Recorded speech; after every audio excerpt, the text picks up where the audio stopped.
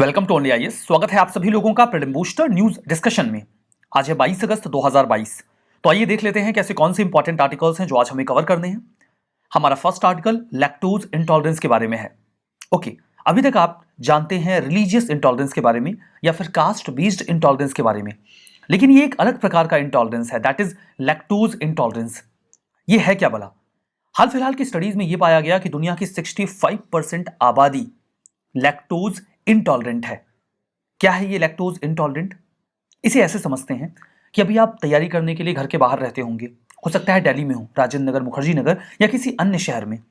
उसके बाद कभी कभार आप घर पर भी जाते हैं। तो जब आप घर पर जाते हैं तो माता जी या परिवार का कोई सदस्य इस बात की पूरी कोशिश करता है कि आपको खाने के बाद एक गिलास दूध पिला दिया जाए। माता जी को तो ऐसा लगता है कि दुनिया की सारी शक्तियां इसी दूध में पाई जाती हैं और एक बार उन्होंने ये दूध आपको पिला दिया तो आप फटाफट गंगाधर से शक्तिमान बन जाएंगे। लेकिन क्या आपको पता है कि दुनिया की एक बहुत बड़ी आबादी दूध को पचा ही नहीं पाती, और इस दूध को ना पचाने को ही, ना पचा सकने को ही लैक्टोज इंटॉलरेंस कहा जाता है। दूध को एक सुपर फूड के तौर पे ब्रांड किया जाता है इस तरीके से कि इसमें खूब सारे न्यूट्रिएंट्स होते हैं, जो कि सच है, होते भी हैं, लेकिन सभी इसे पचा नहीं पाते। ये हमारे फूड का एक इंटीग्रल पार्ट है, लेकिन फिर भी दुनिया की एक बहुत बड़ी आबादी इसको पचाने की क्षमता नहीं रखती, ऐसा साइंटिस्ट अक्सर क्लेम करते रहते हैं। आपको ऐसा लगता होगा कि इंसानों ने बहुत शुरू से ही दूध का इस्तेमाल करना शुरू कर दिया, लेकिन भरोसा करिए, मैं पिछले 3 लाख सालों के इतिहास की बात कर रहा हूं, जब ह्यूमैनिटी ने, यानी कि इंसानों ने अपना विकास किया। हम मिल्क प्रोडक्ट्स को लेकर इतने ऑब्सेस्ड कभी नहीं थे जितने आज हैं। हम बॉयंस को पालते थे, उनका इस्तेमाल करते थे और मिल्क प्रोडक्ट्स का इस्तेमाल भी करते थे, लेकिन इतने ज्यादा हम ऑब्सेस्ड नहीं थे। मिल्क प्रोडक्ट्स का इस्तेमाल पिछले 5000 सालों में बहुत तेजी से इंसानों ने किया है। यूरोप में जो पास्चोरलिस्ट थे, जो गाय भैंस या बाकी जीवों को पाला करते थे, उनमें एक जेनेटिक म्यूटेशन हुआ, जिसके बाद उनके शरीर में दूध को पचाने की क्षमता बढ़ गई और धीमे धीमे इसका विकास हुआ और इंसानों ने दूध और उससे संबंधित प्रोडक्ट्स को कंज्यूम करना शुरू कर दिया। आखिर ऐसा किस वजह से होता है? आखिर इंसान दूध को क्यों नहीं पचा पाता और पिछले 5000 सालों में यह ऑब्सेशन बढ़ा क्यों? देखिए, दूध में एक प्रकार का शुगर पाया जाता है जिसे कहा जाता है लैक्टोज। हमारी बॉडी सीधे सीधे लैक्टोज को पचा नहीं पाती, और यही कारण है कि इसे पचाने के लिए हमारी बॉडी में एक प्रकार का एंजाइम होता है। उस एंजाइम को कहा जाता है लैक्टेज। ये जो लैक्टेज नाम का एंजाइम है, वो हमारे बॉडी में जब दूध जाता है तो उसके शुगर लैक्टोज को तोड़ देता है ऐसे पार्ट में जिसे पचाया जा सके, कुछ ऐसे हिस्सों में जैसे कि ग्लूकोज या फिर गैलेक्टोज, जिसके बाद हम इसे आसानी से पचा पाते हैं। लेकिन कई सारे ऐसे लोग होते हैं जिनकी बॉडी में जो लैक्टेज नाम का एंजाइम है वो अच्छी तरीके से प्रोड्यूस नहीं होता। ऐसा अक्सर 5 साल की उम्र को पार कर लेने के बाद शुरू हो जाता है। ऐसी कंडीशन में अगर हम दूध कंज्यूम करते हैं तो जो लैक्टोज है वो डाइजेस्टेबल कंपोनेंट में टूट नहीं पाता, और यही कारण है कि हम उसे सही तरीके से पचा नहीं पाते। उससे फ्लैचुलेंस, एसिडिटी या डायरिया जैसी प्रॉब्लम होने लगती है। इंडिया दुनिया का सबसे बड़ा मिल्क प्रोड्यूसर है और इसका सबसे बड़ा कंज्यूमर भी है, लेकिन फिर भी मिल्क को पचाने की क्षमता सभी के भीतर नहीं है, and that is the reason कि इसे लैक्टोज इंटॉलरेंस भी कहा जाता है। आपने कई बार बुजुर्गों को यह कहते हुए सुना होगा जब उन्हें दूध पीने को दिया जाता है कि नहीं नहीं, मुझे दूध नहीं पीना, मुझसे पचता नहीं है, क्योंकि उम्र बढ़ने के साथ जो लैक्टेज का प्रोडक्शन है वो कम हो जाता है और इसीलिए दूध पचाने की क्षमता भी गिरती रहती है। लैक्टोज परसिस्टेंस क्या है? वही बात कि जब लैक्टेज की पर्याप्त मात्रा हमारी बॉडी में प्रोड्यूस हो और वो दूध में पाए जाने वाले शुगर लैक्टोज को आसानी से ब्रेक कर दे ग्लूकोज और गैलेक्टोज में, और हम उसे आसानी से पचा पाएं, तो इसे ही कहा जाता है लैक्टोज परसिस्टेंस, और इसी का ऑपोजिट है लैक्टोज इंटॉलरेंस। तो लैक्टेज परसिस्टेंस बहुत ही कॉमन है, ज्यादातर लोग इसे आसानी से पचा लेते हैं। स्पेसिफिकली वो लोग जो कैटल्स की हर्डिंग करते हैं, डेयरी फार्मिंग करते हैं, उनमें ये एक बेसिक कंपोनेंट है, एक बेसिक नेचर है, उनके अंदर जो लैक्टोज परसिस्टेंस है वो पाया जाता है। तो ये तो मामला हो गया लैक्टोज परसिस्टेंस और लैक्टोज इंटॉलरेंस का। उम्मीद है आपने समझ लिया होगा। हमारा नेक्स्ट आर्टिकल लॉर्ड कर्जन के बारे में है। तो अंकल कर्जन के बारे में बात करते हैं। बर्धमान म्युनिसिपैलिटी जो वेस्ट बंगाल में है, उन्होंने अभी हाल ही में डिसाइड किया है कि लैंडमार्क जो कर्जन गेट है उस म्युनिसिपैलिटी में, उसके बिल्कुल सामने वहां के महाराजा और उनकी जो रानी थी उनका स्टैचू बनाया जाएगा। एक्चुअली में लॉर्ड कर्जन जब बर्धमान म्युनिसिपैलिटी के एरिया में विजिट करता है तो उस समय के जो वहां के महाराजा थे उन्होंने कर्जन के वेलकम में वहां पर एक गेट बनवाया और उस गेट को ही कर्जन गेट कहा गया। लेकिन कर्जन उसके बाद बहुत ज्यादा इनफेमस हो गया। अभी बात यह चल रही है कि उन महाराजा की और उनकी क्वीन की मूर्ति उसके सामने लगा दी जाएगी। कुछ लोग कह रहे हैं कि इससे एक हिस्टोरिकल स्ट्रक्चर का जो व्यू है वो कमजोर हो जाएगा, और कुछ लोग कह रहे हैं कि इस प्रकार की कोई आवश्यकता नहीं है, दैट्स वाई इसको लेकर एक कंट्रोवर्सी चल रही है। खैर, हम बात करते हैं अंकल कर्जन के बारे में। ये 1859 में बॉर्न हुए। जॉर्ज नेथानियल कर्जन पूरा नाम था इनका। कंजर्वेटिव पॉलिटिशियन थे। ब्रिटेन में दो इंपॉर्टेंट पॉलिटिकल पार्टीज हैं, conservatives and Libre party. Conservatives हमेशा से इंडिया के अगेंस्ट रहे, उसकी आजादी या उसके फेवर को अगेंस्ट करते रहे, अपोज करते रहे, जबकि लेबर पार्टी का हमेशा से नरम रवैया रहा है इंडिया को लेकर। ये एक एजुकेटेड एलीट था जो इटॉन और ऑक्सफोर्ड जैसे बहुत ही बढ़िया इंस्टीट्यूशन से पढ़ा हुआ था।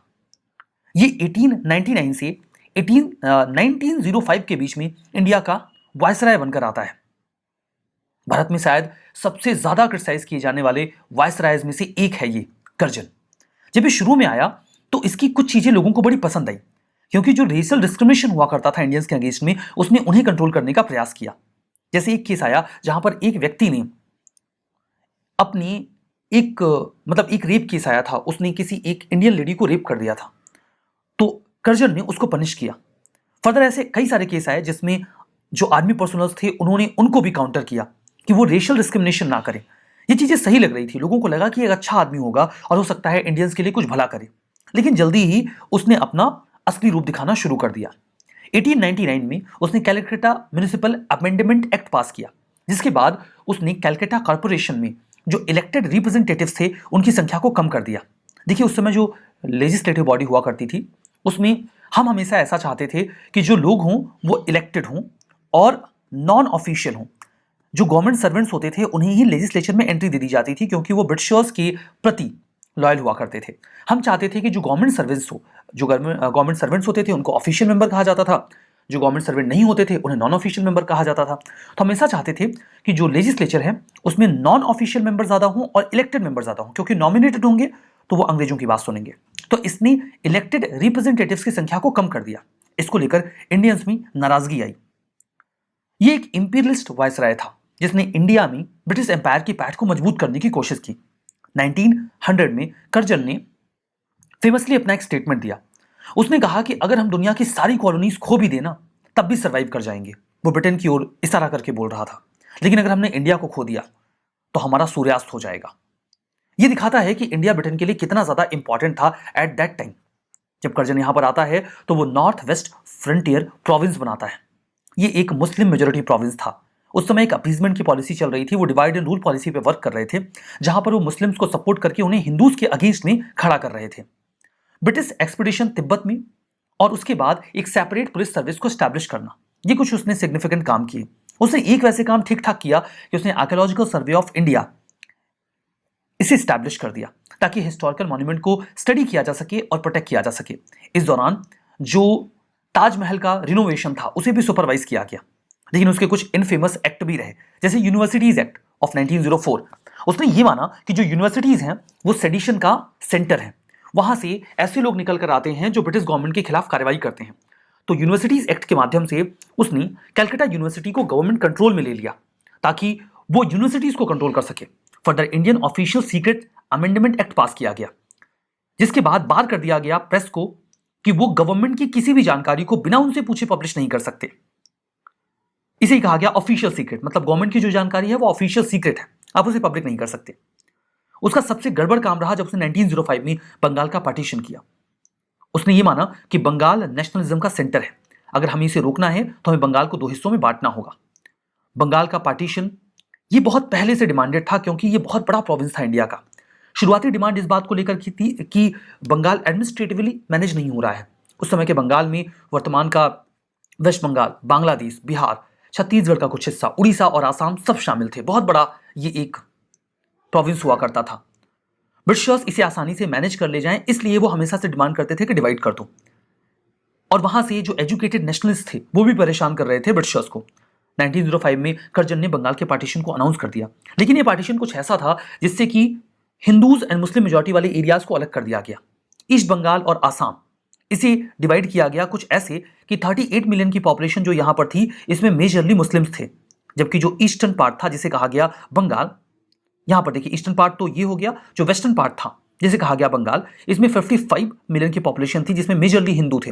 तो उसने डिवीजन कुछ ऐसे किया कि एक हिस्से में हिंदू मेजॉरिटी हो गई, एक हिस्से में मुस्लिम मेजॉरिटी हो गई। दैट वाज द ऑब्जेक्टिव कि जो इंडिया में नेशनलिज्म है उसे कमजोर किया जा सके और जो उनकी डिवाइड एंड रूल की पॉलिसी है उसे ऑपरेशनलाइज किया जा सके। पार्टीशन के अगेंस्ट में नेशनलिस्ट लीडर्स खड़े हो गए। कैंपेन चला बाइकॉट का, ब्रिटिश गुड्स एंड इंस्टीट्यूशंस का। कलकत्ता के टाउन हॉल में मीटिंग होती है अगस्त 1905 में, जिसके बाद स्वदेशी मूवमेंट को स्टार्ट कर दिया जाता है। स्वदेशी मूवमेंट केवल बंगाल तक नहीं रहा, बल्कि पंजाब, महाराष्ट्र और मद्रास प्रेसिडेंसी के अन्य हिस्सों में भी फैला। बंगाल के बाहर ले जाने का जो श्रेय है वो एक्सट्रीमिस्ट लीडर्स को जाता है। हालांकि इसका तब भी सेंटर बंगाल ही बना रहा। 1905 में कर्जन रिजाइन करता है और वापस लौट जाता है। इसका कारण कर्जन किचनर कंट्रोवर्सी थी। क्या थी ये कंट्रोवर्सी? ब्रिटिश आर्मी का बहुत ही प्रोमिनेंट कमांडर इन चीफ हुआ करता था किचनर। उसने ब्रिटेन के लिए बहुत सारे वॉर्स लड़े थे, इजिप्ट और बाकी अन्य हिस्सों में दुनिया के, जिसके बाद वो बहुत सक्सेसफुल साबित हुआ था। वो ना केवल पॉपुलर था ब्रिटेन के लोगों में, बल्कि वहां की सरकार में भी। जब 1902 में उसे इंडिया भेजा जाता है तो उसकी तकरार शुरू हो जाती है कर्जन के साथ, क्योंकि देखिए जो वायसराय की काउंसिल थी उसमें एक मेंबर होता था जो आर्मी के मामलों को हैंडल करता था। वो एक सिविलियन मेंबर होता था। जैसे आज के डिफेंस मिनिस्टर होते हैं, वो आर्मी के अफेयर्स को मैनेज तो करते हैं, हालांकि वो आर्मी से नहीं होते। वैसा ही कुछ मामला उस समय था। किचनर एक बहुत ही एम्बिशियस व्यक्ति था। वो चाहता था कि आर्मी के बारे में अगर कर्जन को कोई बात करनी है तो वो किचनर से करे, ना कि एक सिविलियन मेंबर से जो कि उसकी काउंसिल में बैठता है और वो आके उसको डिक्टेट करे।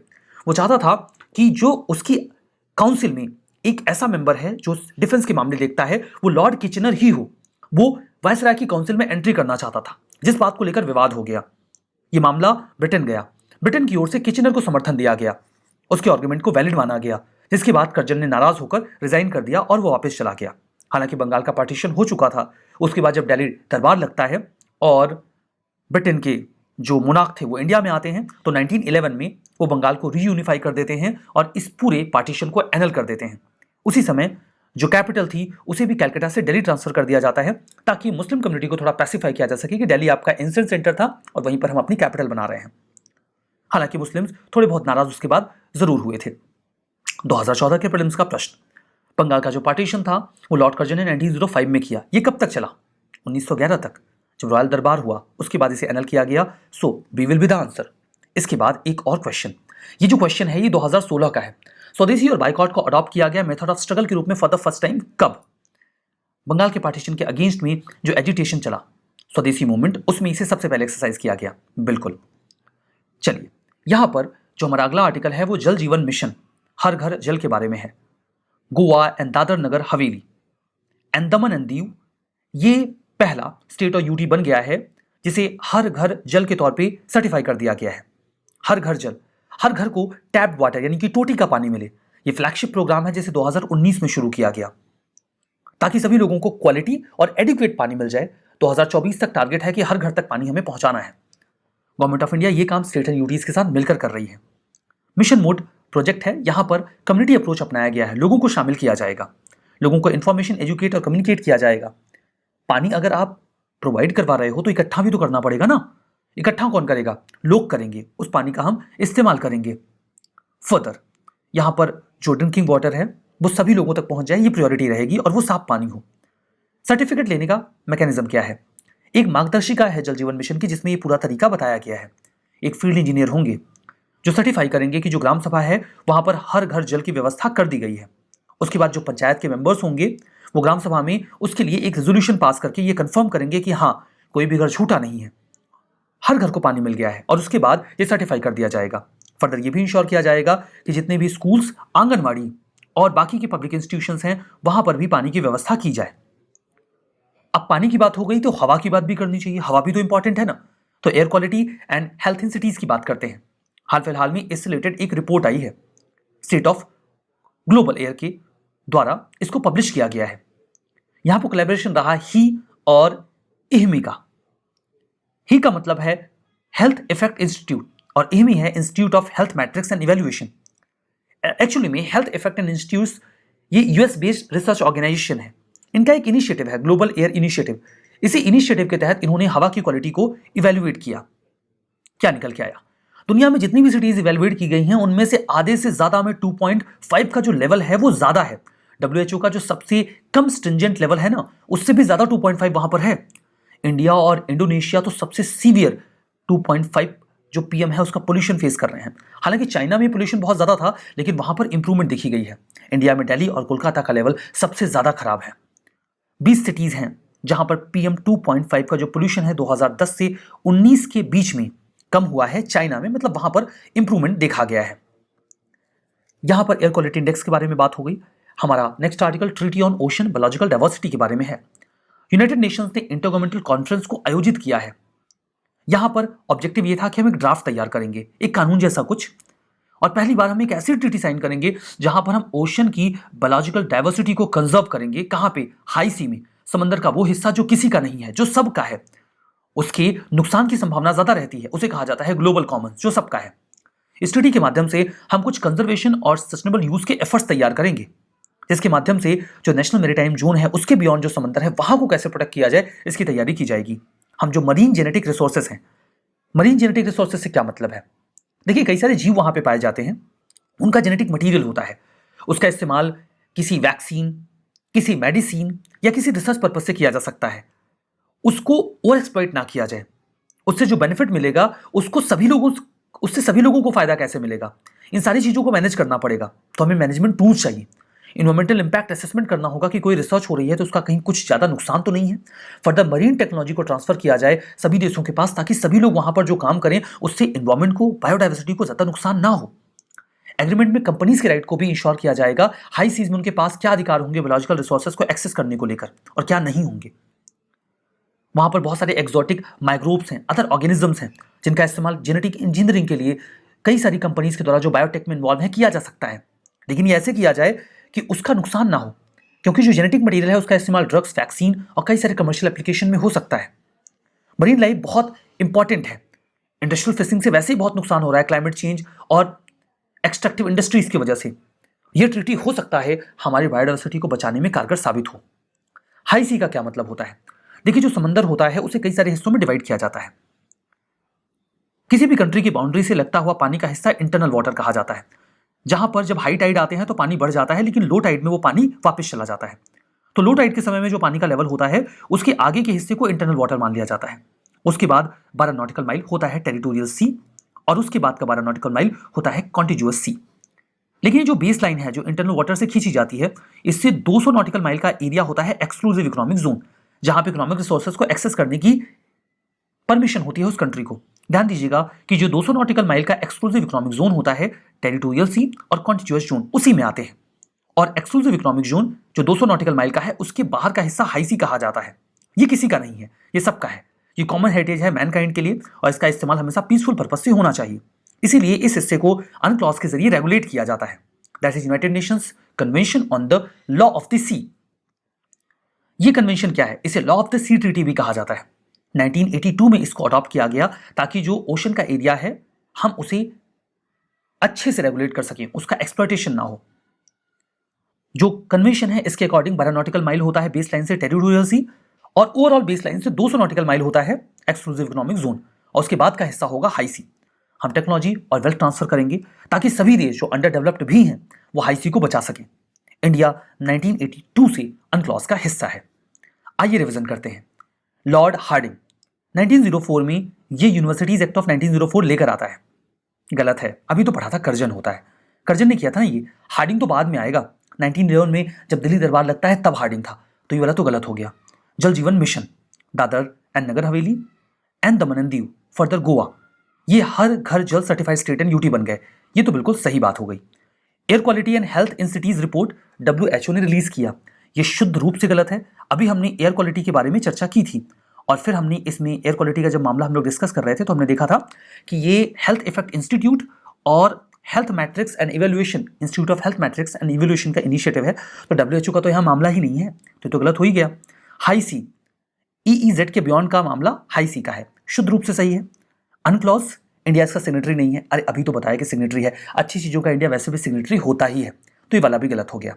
हमारा आज का ये सेशन यहाँ पे समाप्त होता है। पीडीएफ मिल जाएगी आपको ओनली ISC टेलीग्राम चैनल पे। ये QR कोड स्कैन करके भी आप वहां जा सकते हैं। जाइए पीडीएफ को डाउनलोड करिए और रिवीजन करना मत भूलिएगा। So that's all for now. Thank you very much.